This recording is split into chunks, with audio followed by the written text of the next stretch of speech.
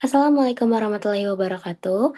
Perkenalkan, saya Nista Nabila dengan NIM 192231142 yang kali ini akan mempresentasikan mengenai analisis survei konsumsi pangan menggunakan metode Food Frequency Questionnaire atau FFQ. Pola konsumsi pangan memegang peranan sangat krusial dalam menentukan status gizi dan kesehatan individu, serta juga masyarakat. Asupan gizi yang tidak seimbang, baik berlebih maupun kurang, dapat meningkatkan risiko berbagai penyakit seperti penyakit jantung, diabetes, obesitas, dan juga kekurangan gizi.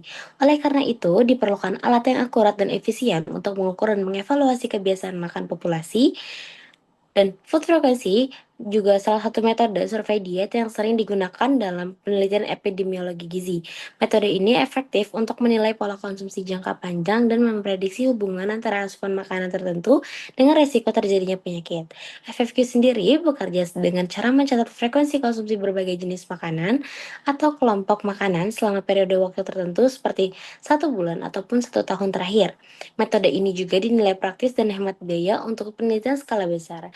Namun, validitas dan reliabilitas FFQ dapat bervariasi tergantung pada desain kuesioner, populasi target, dan juga cara pengisiannya.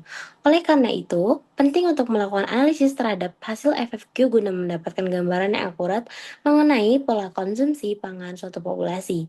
Analisis ini tidak hanya membantu mengidentifikasi kekurangan atau kelebihan gizi, tetapi juga menjadi dasar untuk menyusun program intervensi gizi yang lebih tepat sasaran.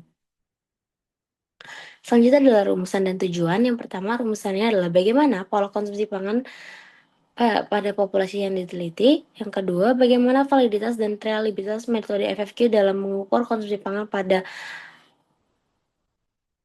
populasi yang diteliti. Dan yang ketiga, apa saja faktor-faktor yang mempengaruhi pola konsumsi pangan pada responden yang diteliti.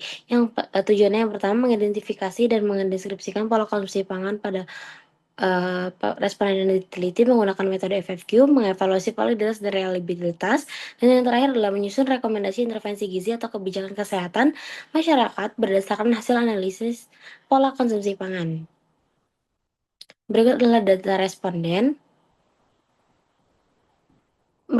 Berikut merupakan hasil FFQ individu, di mana secara umum informasi yang disajikan dengan menunjukkan pola makan yang kaya akan protein dari sumber hewani dan produk olahan. Walaupun konsumsi daging, ikan, dan telur tampak cukup bervariasi dan kuat, hal ini diimbangi dengan frekuensi tinggi dalam penggunaan saus, bumbu, serta makanan cepat saji dan juga camilan instan. Pola makan ini memiliki konsekuensi yang signifikan untuk diperhatikan. Ketergantungan yang tinggi pada jenis makanan tersebut seringkali dikaitkan dengan peningkatan asupan kalori, gula, garam, dan juga lemak jenuh, menandakan adanya kemungkinan ketidakseimbangan nutrisi di mana asupan makronutrien seperti protein tercukupi, tetapi mungkin kurang optimal terkait mikronutrien seperti serat, vitamin, dan mineral yang diperoleh dari buah dan sayuran segar. Berikut adalah hasil dari FFQ kelompok. Dapat disimpulkan berdasarkan analisis frekuensi konsumsi kategori yang memiliki skor tertinggi adalah buah dan sayuran yaitu 945, serta masakan berbahan dasar daging, menunjukkan bahwa kelompok makanan tersebut paling sering dikonsumsi oleh responden dalam kehidupan sehari-hari, bahkan bisa mencapai konsumsi setiap hari. Penggunaan saus, dressing, dan perasa bubuk juga cukup signifikan, yang mengindikasikan bahwa ada kecenderungan untuk menggunakan bahan tambahan dalam makanan. Di sisi lain, konsumsi produk berbasis bakteri, susu dan minuman susu, serta makanan ringan siap saji juga terlihat sangat mencolok yang menunjukkan pola konsumsi makanan olahan masih cukup tinggi. Namun beberapa kategori seperti permen, coklat, dan produk pangan keseluruhan, pola konsumsi menunjukkan adanya keseimbangan antara makanan segar, buah sayur dan lauk hewani, dan makanan olahan. Meskipun tingginya penggunaan saus, minuman instan, dan makanan ringan, perlu juga diperhatikan karena dapat berdampak pada kualitas gizi dalam jangka panjang.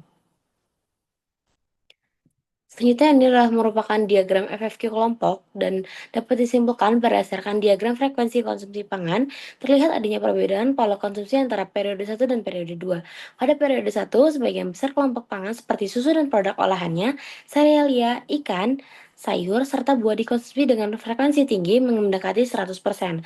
Hal ini menunjukkan bahwa pada periode tersebut, responden memiliki pola konsumsi yang lebih bervariasi dan relatif seimbang dalam pemenuhan zat gizi mereka. Secara keseluruhan, hasil ini menunjukkan bahwa pola konsumsi pada periode 2 belum memenuhi prinsip gizi seimbang.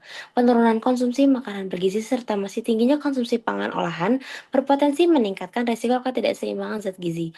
Oleh karena itu, diperlukan edukasi gizi dan upaya peningkatan kesadaran untuk memperbaiki pola makan dengan memperbanyak konsumsi susu, ikan, serealia, sayur, dan juga buah, serta membatasi makanan cepat saji maupun minuman berpemanis. Kesimpulannya, dari hasil analisis FFQ menunjukkan bahwa responden paling banyak menikmati buah dan sayur, diikuti oleh makanan berbasis hewani, serta bumbu dan saus instan. Hal ini menunjukkan bahwa asupan gizi dari makanan segar relatif baik, terutama dalam hal vitamin, mineral, serat, dan juga protein. Namun tingginya konsumsi produk olahan seperti saus, minuman bubuk, camilan, dan makanan cepat saji menunjukkan bahwa pola makan masih belum seimbang karena bisa meningkatkan resiko kelebihan asupan gula, garam, dan juga lemak. Di sisi lain, beberapa kelompok makanan seperti sereal dan juga produk pangan tertentu masih jarang atau tidak pernah dikonsumsi. Secara keseluruhan, pola makan responden telah mengandung elemen penting untuk kesehatan, tetapi masih perlu peningkatan dalam variasi dan kualitas asupannya agar lebih selaras dengan prinsip gizi seimbang. Saran yang dapat kami berikan adalah disarankan agar pola makan yang sudah baik, terutama dalam hal buah-buahan, sayuran, dan juga sumber protein hewani, tetap dijaga bahkan ditingkatkan sebagai penyedia vitamin, mineral, serat, dan juga protein.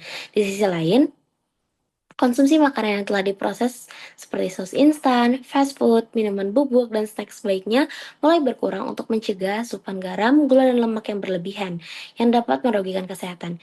Sangat penting juga untuk memperkaya variasi makanan dengan menambahkan biji-bijian, kacang-kacangan, dan ikan-ikan agar kebutuhan gizi lebih terpenuhi. Selain itu, pendidikan nutrisi yang berkelanjutan dan pemantauan pola makan secara teratur perlu dilaksanakan agar responden dapat lebih cerdas dalam memilih makanan serta terhindar dari resiko penyakit metabolik di masa yang akan datang. Sekian presentasi dari saya. Terima kasih. Wassalamualaikum warahmatullahi wabarakatuh.